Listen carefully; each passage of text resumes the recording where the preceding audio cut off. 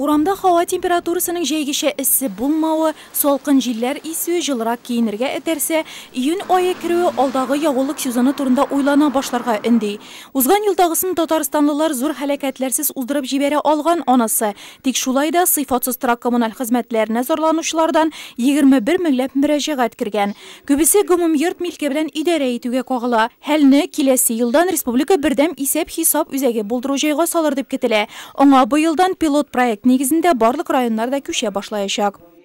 Серьезная надежда на создание единого расчетного центра и наведение порядка по работе с клиентской базой и с поставщиками услуг, чтобы все работали согласно закону и тех контрактов, которые есть.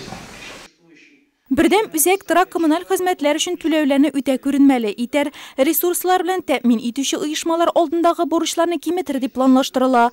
Узган ягулык сезоны Нурлатта канәгатьләнерлек үтеп китте. Киләсесе тагы да уңышлы булсын өчен хәстәрен бүгеннән күрә башларга кирәк. Барлык эшләрне дә 15 сентябрьгә төгәлләү бурычы куела. Были соответствующие накладки.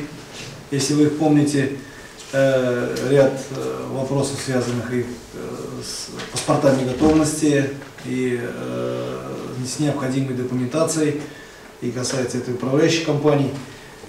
Я ваше внимание обращаю, еженедельно мониторьте ход подготовки жилого фонда и социально-культурного значения к отопительному сезону.